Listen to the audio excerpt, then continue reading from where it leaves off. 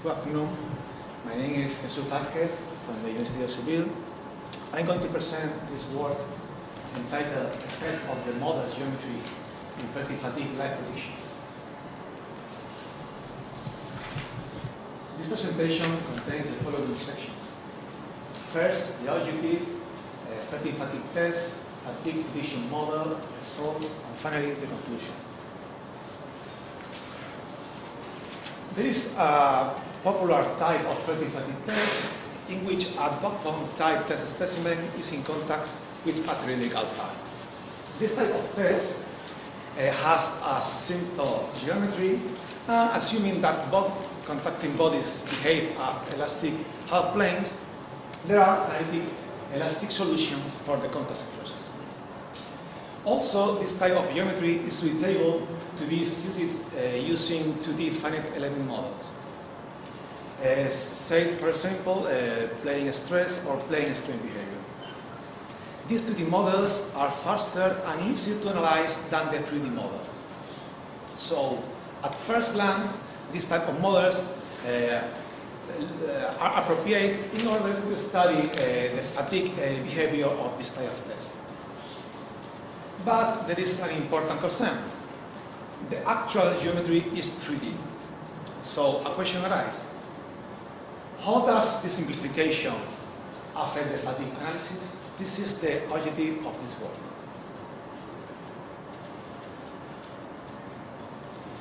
As said before, in this type of test, a dot-bomb type test fatigue specimen is in contact with a cylindrical path.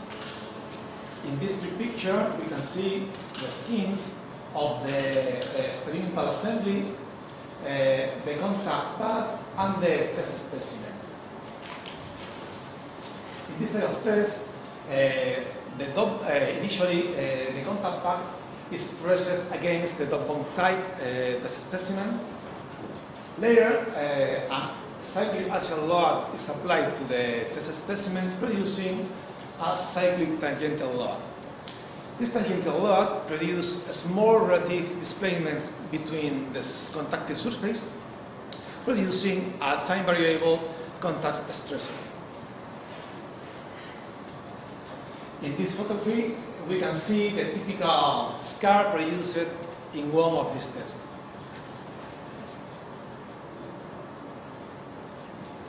This is the actual experimental assembly, and in this table we can see all the tests carried out. A total of 15 tests were carried out. These tests were grouped into 7 different types. Each of these types has different loads in order to produce different fertig fatigue lines.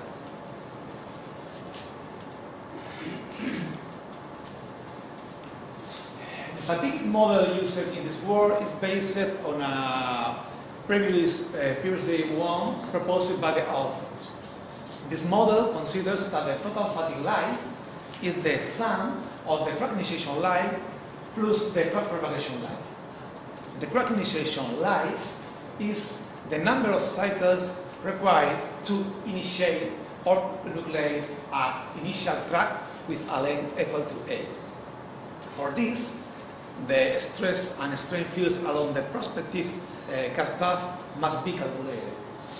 With these stress and strain fields, and using the Fatemi-Saucier multi-axial fatigue parameter, the crack initiation phase is calculated.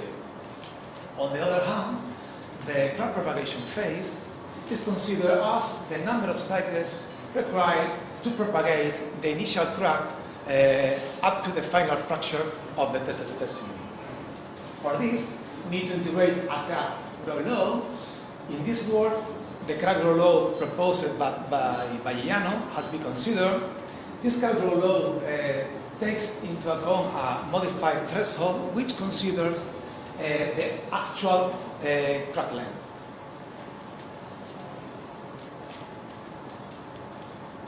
This model produces the crack initiation life as a function of the initial crack length and the crack propagation life as a function of the initial crack length. Adding these two curves, we obtain a new curve which represents the total fatigue line as a function of the assumed initial crack length. This model considers the total fatigue line as the minimum of this curve and takes the crack initiation length as the length which produces this minimum.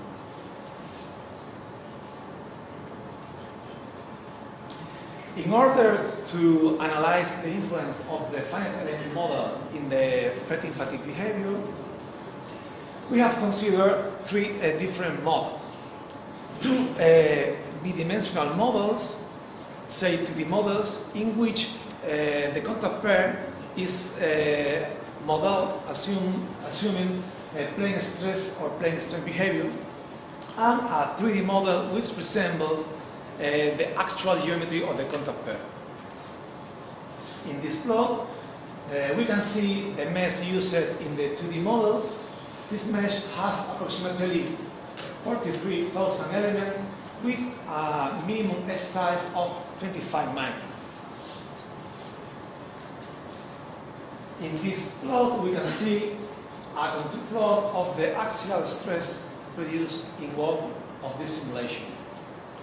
It's important to note that in all these tests, the contact semi-width was between 1.3 and 1.7 millimeters.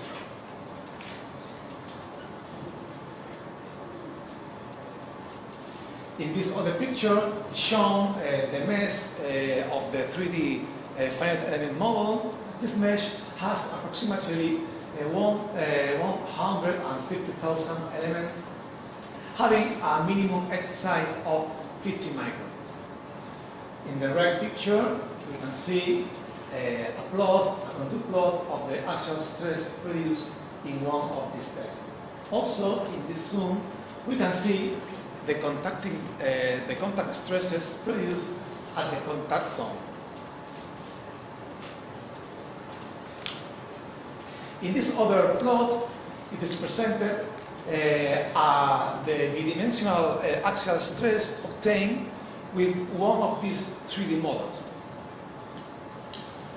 Based on experimental evidence, the cracks initiate at the middle thickness plane. So, this is the plane that we have considered for the crack initiation phase in the 3D model. In this other picture, we can see the axial stress distribution obtained with the 3D models and the plane stress and plane strain model.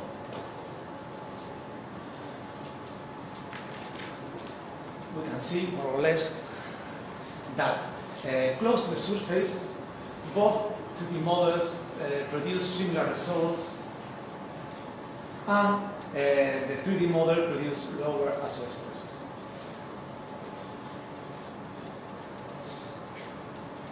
Regarding the crack propagation phase, and again based on experimental evidence, a semi-elliptical surface crack centered along the test specimen net have been considered. In order to obtain the mode 1 stress intensity factor, the wave function proposed by Orinjak has been considered.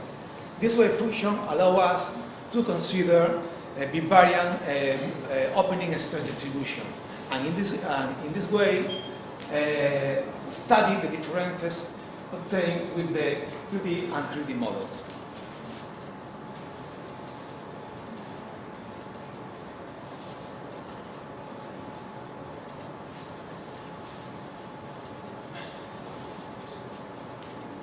An important parameter with this model is the crack aspect ratio.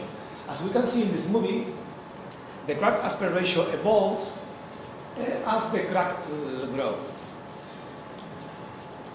For us, the initial crack aspect ratio is unknown, so we must assume an initial crack aspect ratio. Considering that the deepest and surface point of the crack flank evolves or grows according to the mode 1 stress intensity factor, the actual mode 1 stress intensity factor, a series of simulations of the crack aspect ratio evolution has been done. In this picture, we can see one of the simulations in which the crack aspect ratio A over B is represented against the crack length. We can see that for cracks longer than 20 microns, all the simulation gives the same result independently of the initial assumed crack aspiration.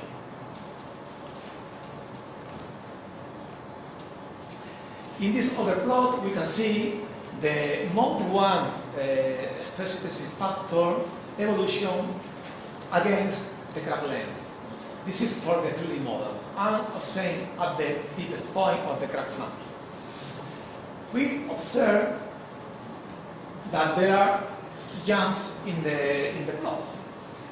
These jumps are produced when the surface crack becomes a throw crack.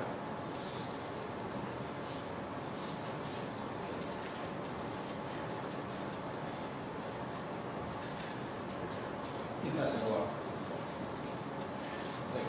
In these other two plots, we can see the mode 1 intensity factor evolution for the 2D models, plane stress model and plane strain model. Also, we observe the same jumps.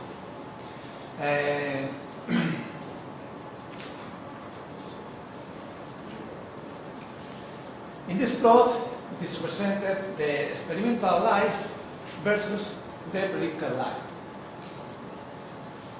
We can see that all the models produce good results, good predictions. Perhaps the 2D models produce better results at the medium and high cycle fatigue regime. Also, it's important to know that both 2D models produce virtually the same results.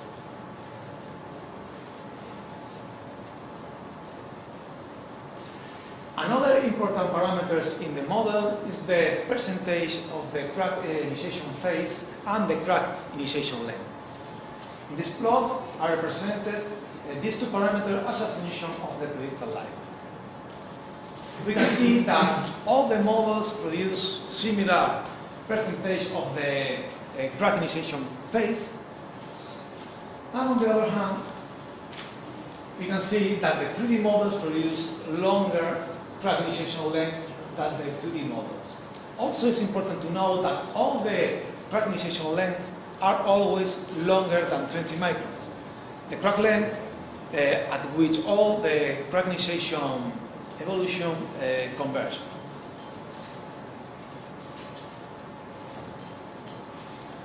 Finally, the leading conclusion of this work: for this type of test, a 2D finite element model is good enough to predict the fatigue life. Also, both 2D models practically produce the same results. And finally, in most of the cases, the 3D models produce a higher fatigue life prediction than the 2D models. Thank you very much for your attention.